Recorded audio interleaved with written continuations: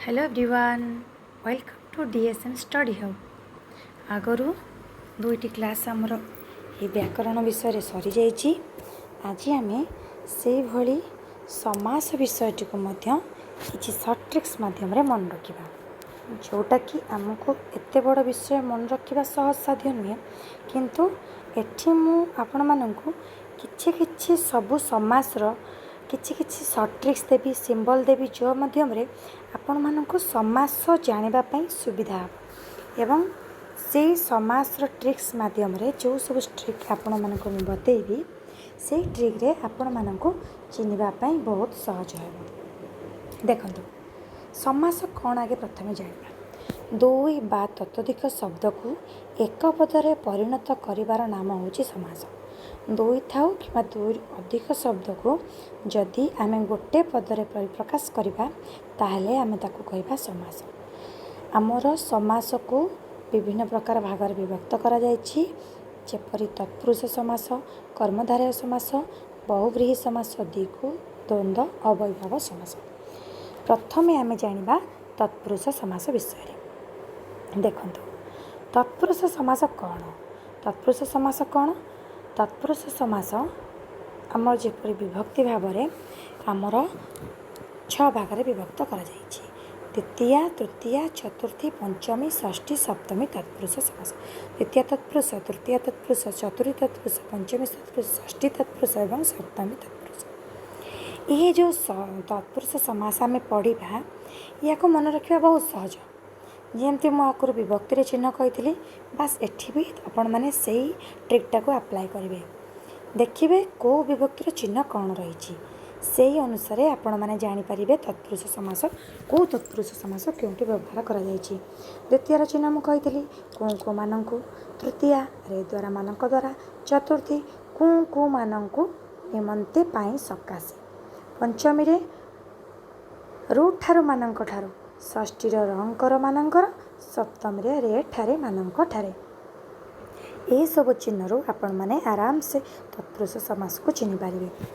तापर से कौन कौन समास निष्पन्न पद को समस्त पद कहुए, जोठी आम जिते दुई बा ततोधिक पद को एक पदरे परिणत कले से शब्द से जो पदटी आम पाइले सेटा होची समस्त पद। सिंह चिन्हित आसन, सिंहासन। देखंतु एठी आमर दुईटी पद रोची, कौन रोची? सिंह गोटे पद एवं आसन गोटे पद। सेठी आमे जानले सिंह होची पूर्व पद, आसन होची पर पद। दुईटी जाक जो पद मिसीगला आमे पाईगले सिंहासन। समस्त पदरे आसला सिंहासन। ता माने आमे कौन कले दुईटी पद को एक पदरे प्रकाश कले। तापर आसीगला से तत्पुरुष समासर नय तत्पुरुष। नय तत्पुरुष कौन? परपदर प्राधान्य थाई न यही अव्यय सहित जो समास हुए ताको आमे नय तत्पुरुष कहुए। देखिए ये नय तत्पुरुष समास रे आपण माने गोटे लक्ष्य करेंगे, ये जो न नहीं ये नटी ही बारंबार आसुथिबो। न आसीबो आ अण मध्य आसीबो। न तत्पुरुष आमर जोड़ा रोचे कौन आपण मैंने देखिए प्रायतः लक्ष्य करेंगे, कौन लक्ष्य करेंगे ना न थी थर न हलदिया ताको आम अण हलदिया भी कहबा। तेणु न तत्पुरुष प्रायतः नेगेटिव वार्ड आम आसो न सतरे आम प्राय व्यवहार कर आसला उपपद तत्पुरुष। उपपद तत्पुरुष कौन? थर मधुपान करे जे से हैला मधुप। देखंतु एठी मधुपान एठी आमे पाइबा प्रायतः लास्ट को से से लगी एवं आउ गोटे कौन पाइबा ये जे से तो लगी जितेबाला आमे जेकोसी शब्दटी को गोटे रेक्टिफाई करवा। मधुपान, पान होची गोटे कौन धातु, मधु होची गोटे उपपद। एठू आमे जानीपर कि तत्पुरुष समासर व्यवहार होइछि। मधुपान करे जे से मधुप। तापर पढ़ा नित्य समास। नित्य समास से भली दुई प्रकार, गोटे अच्छी अश्वपद विग्रह आ गोटे अविग्रह। देखंतु जोटाको आपण मानक मु जेमती नोट करके पढ़ी आपण माने मध्य ठीक से भली भाव में या नोट बनै पारे एवं आपणकर जेकोसी ग्रामर बही हो कि आमर RST regular high school teacher जोटा बाहरी LTR आगू आसूँ ये सब जिन आपण मानक बहुत हेल्पफुल हम कारण मुझे सब ट्रिक ही अप्लाई करी बहुत सहज मन रखी पारी और मो एग्जाम टी करें तेणु आपण मैंने या नोट करके पढ़ी पारे एवं बहुत सर्ट्रे ही मन रखिपारे।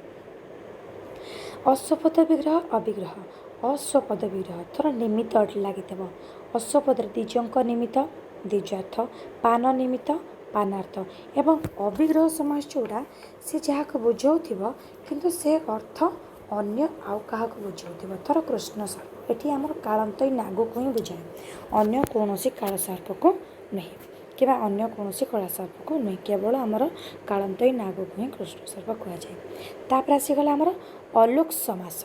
अलोक समास कौन लोक रुचि जाउथिबो समस्त पदरे समस्यमान पद मानकर विभक्तिर चिन्ह लोप पाइजिवो जोठी आमर रखिबे जेकोसी विभक्तिर चिन्ह लोप पाई जाउथबो सेटा आमे जानिबा सेटारे अलोक समास व्यवहार होइछि। जेपरि युधिष्ठिर युद्धरे जे स्थिर ताकू आमे कहले युधिष्ठिर बने चरे जे वनेचर ताने वनरे जे विचरण करे ताकू आमे वनेचर कहबा।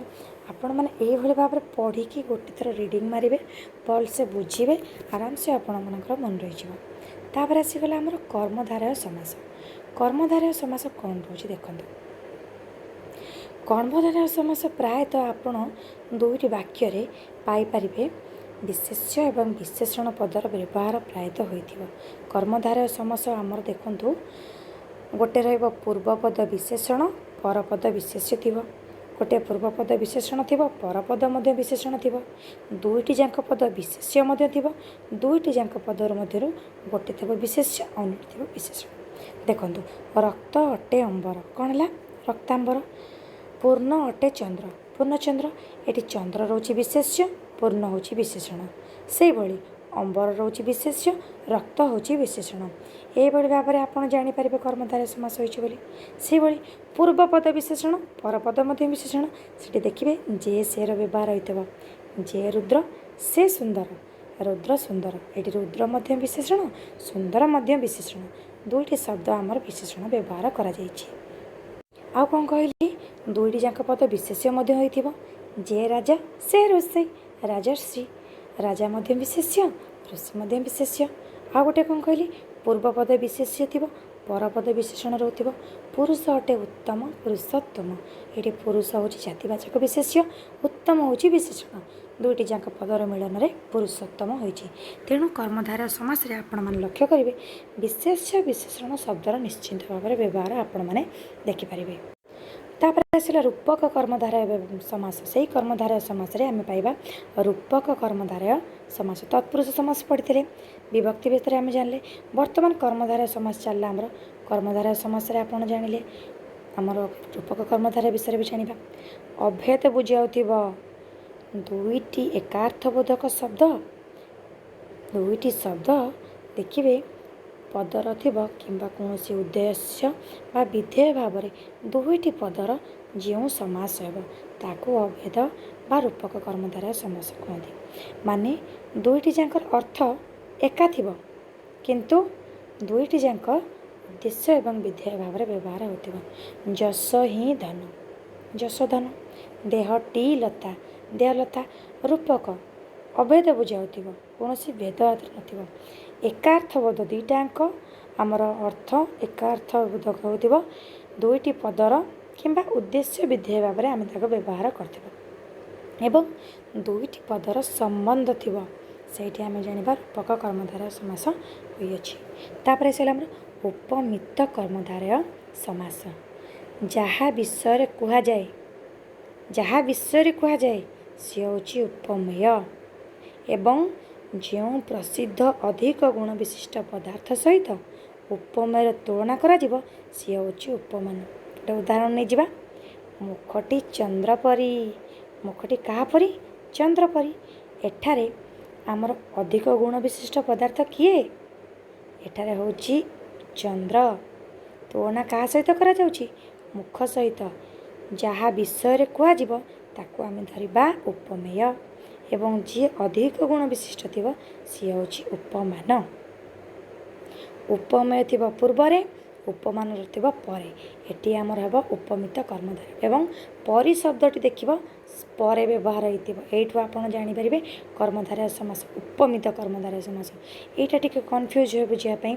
उपमित कर्मधारय आ कर्मधारय समासर उपमान कर्मधारय, उपमेय कर्मधारय एटा टिके जानिया पई कन्फ्यूज होय, किंतु मु ए ट्रिक माध्यमरे मु सहजरे मन रखि पारथिली। देखिबे दुईटी जाक पद जहाँ आमर थिबो प्रायतः उपमेय पूर्वरे व्यवहार कराइथिबो, उपमान परे थिबो एवं परि शब्दटी शेषरे व्यवहार करा जाइथिबो। एठु आपण मन जानि परिबे उपमित कर्मधारयर व्यवहार। तापर आसीगला उपमान कर्मधारय। जो समासरे उपमान एवं उपमेयर साधारण धर्मवाचक शब्द सहित उपमावाचक शब्दर समास हम तार नाम है उपमान। उपमित तो जानी पाइले। उपमान रे कौन अच्छी देखु परिटा मझीरे व्यवहार होइतिबो एवं आगे उपमान थिबो तापरे आम मान जोटा परि व्यवहार देखिए सेटा लास्ट को थिला, किंतु एटा मझीरे व्यवहार होइतिबो। तुषार परिधवल, तुषार धवल। घन परिश्याम, घनश्याम। एटी आमर परिटा कोडी व्यवहार होइछि? मझीरे व्यवहार होइछि। एवं उपमान एवं उपमेय रे साधारण धर्मवाचक शब्द उपमावाचक शब्दर समास होइछि, ताकू आमे कहबे उपमान कर्मधारय समास। और रूपक कर्मधारय समास और उपमात्मक कर्मधारय समास रे गोटिए वस्तु सहित अन्य वस्तुर तुलना करा जाए, मन रखिबे। रूपक कर्मधारय एवं उपमित कर्मधारय से गोटे वस्तु रे अन्य वस्तुर तुलना करा जाए, किंतु उपमान कर्मधारय कौन सी वस्तु सहित तुलना करा जाए। ये जो करा जाए तुषार परि धवल, तुषार परि धवल एठी कौन क्या सहित तुलना करा जाउछि? बरफ को धला रंग बास कह जाउछि, एठी किंतु क्या सहित तुलना करा जाउनि। किंतु रूपक एवं उपमित रे दुईटी जिनिस पाइबे निहाती सेमानक मध्य तुलना करा जाउतिबो, सेठी आपण जानि परिबे। मध्यम पद प्रतिलोपी कर्मधारय तो बहुत सहज। देखिए मझी अंशटा लोप पाई जाइतिबो, मध्यम पदलोपी कर्मधारय। मझी अंश नथिबो। घृत मिश्रित अन्न, सॉरी घृत मिश्रित अन्न कौन है? घृताग्न। वनजात अग्नि, वनाग्नि। एटी मझी अंश अच्छी कि? मझी अंश संपूर्ण भाव में आमर लोप पाई जाइछि। तापर पड़िया बहुब्रीहि समास। अच्छा यही समासटी देखंतु, जो समास रे समस्त पद समस्यमान पद मध्य काहारिक भी से बुझौ नथिबो एवं अन्य एक वस्तु को बुझाउथिबो तार बहुब्रीहि समास। दश आनन जହାର, दशानन। दशानन किए कि? रावण।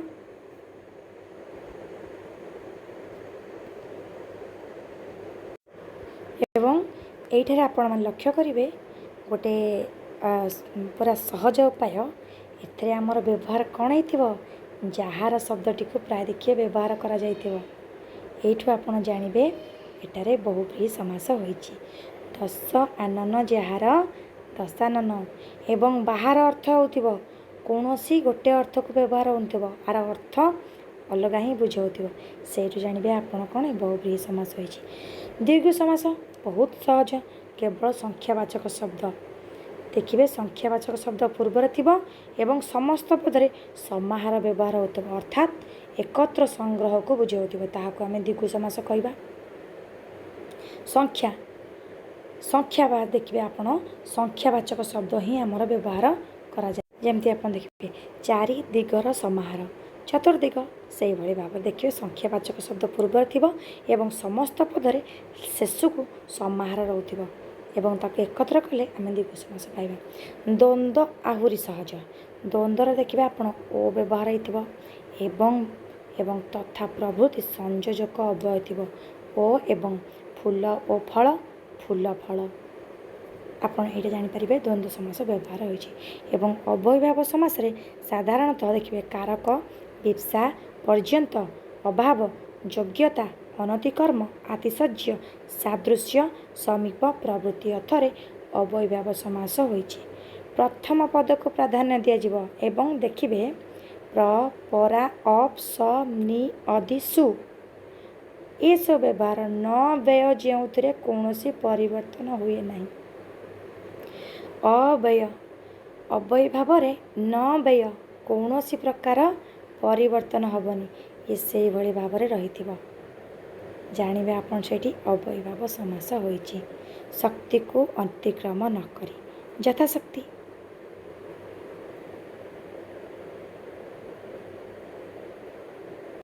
अव्यय से आम कौन कह न व्यय ताने जो कौन भी परिवर्तन हेब ना सेटा हम आमर अव्ययी भाव समास। बास एति मोर आपण मानकु सर्ट ट्रिक्स के आपण मानकु जनइबारे आपण माने मु जो भली भाव लिखी ये भली भाव लिखे एवं आपण बही गोटे गोटे एग्जाम्पल देकी आपण लिखले आपण मानकु आहुरी सुविधा हे जेहेतु मुझे सर्ट्रे बनई एवं मुझे सर्ट्रे बनईकी पढ़ी आपण मैंने देखो ट्राए करूँ आपण मानक बहुत हेल्पफुल है। जदि आपण मानक ये वीडियोटी भल लगी दयाकोरी चैनल टी सब्सक्राइब कर दियंतु एवं शेयर कर दियंतु एवं वीडियोटी जदि आपण मानक सत्तरे भल लगी ताले लाइक कर दियंतु। Thank you. जय जगन्नाथ।